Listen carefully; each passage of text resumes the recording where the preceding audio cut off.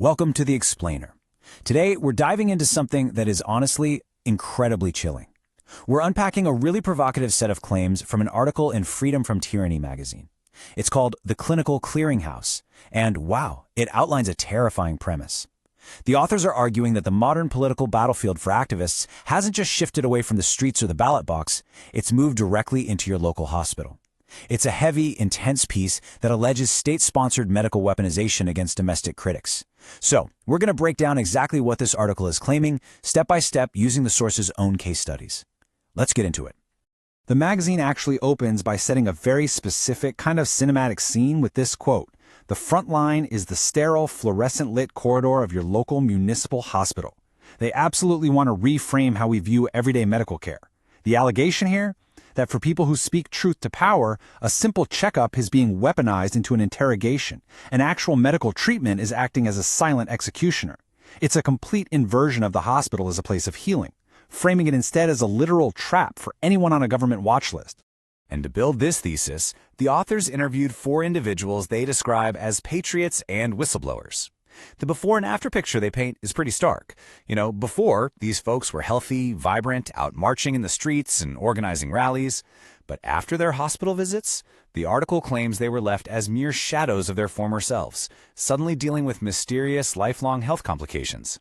The central claim here is that they walked into these clinics totally fine, but left irreparably broken, by design. So Section 1, the summons trap, a trap in plain sight. To understand how these supposed targets get ensnared, the authors outline this very bureaucratic 3-step process. According to the article, we're not talking about black bag kidnappings in the dead of night. No, step 1 is just the call. The target is summoned for a perfectly mundane, mandatory physical, maybe tied to their health insurance or a work requirement. It looks totally normal. Then comes step 2, the unexplained procedure. During the visit, the patient is allegedly given an undisclosed injection, an IV, or some sort of proprietary adjustment. Finally, step 3 is the tragic result. A sudden, debilitating complication hits right after the visit, leaving them with mysterious, lifelong issues. Moving on to Section 2, biological sabotage. Heat and fire. Here's where the magazine opens up its case files to show us exactly what this sabotage supposedly looks like. And they introduce this chilling term, biological tagging.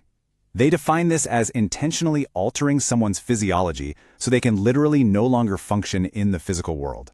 The logic presented here is brutally pragmatic. The article argues that if the government doesn't want to create a martyr by throwing an activist in jail, they can just use biological tagging to physically strip away their ability to protest.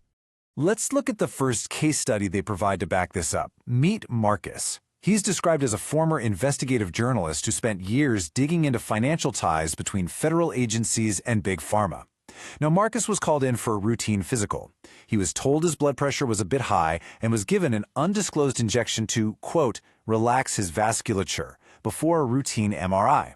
Well, according to the text, ever since that specific day, Marcus has suffered from permanent vestibular dysfunction.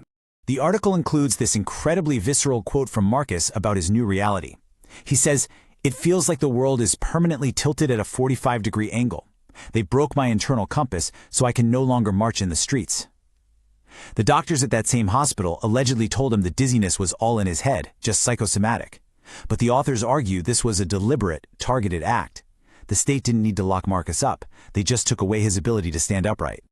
And this pattern continues with case 2, Sarah. She's described as a grassroots organizer, famous for her stamina, literally leading 10-mile marches in the sweltering July heat.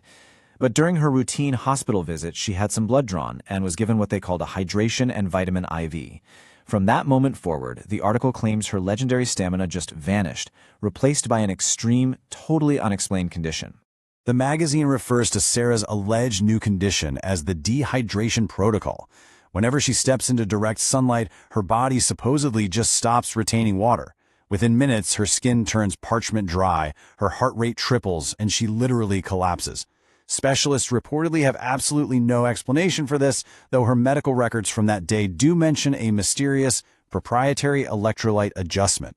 So the author's point here, by giving her this severe sun intolerance, Sarah has been effectively rendered housebound, silenced, as the article puts it, by the sun itself. Next up, Section 3, the retaliation, fire in the veins. So while those first two cases focused on physical incapacitation, the article now pivots to direct, painful retaliation with our third case, David. David is described as a highly vocal critic of federal overreach.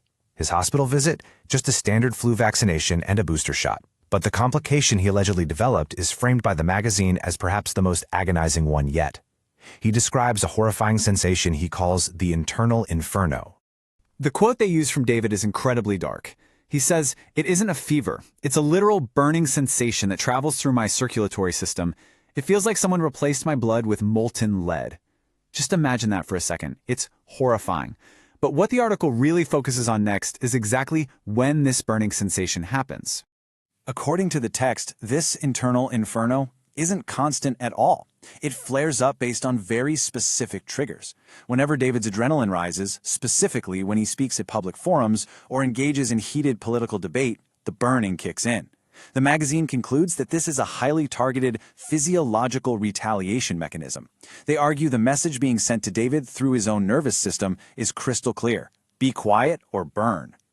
Now we reach Section 4, the extraction, the terminal lie. This is the climax of the narrative, highlighting what might be the most sinister case study in the whole piece: a man named Elias.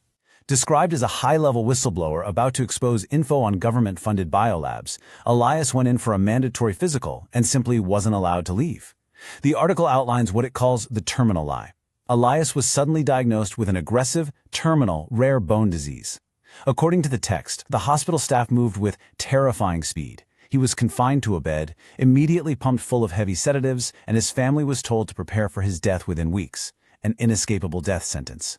But his family didn't buy it. Staging what the magazine dramatically calls a physical extraction, they actually pulled him out of the hospital against medical advice and amidst threats of security intervention. And the timeline of his subsequent recovery, or resurrection as they call it, is pretty unbelievable. Day 1 off the hospital medication, his cognitive fog completely clears. Day 7, the supposed bone pain entirely vanishes. By day 14, independent private testing showed absolutely zero trace of any bone disease whatsoever. No trace.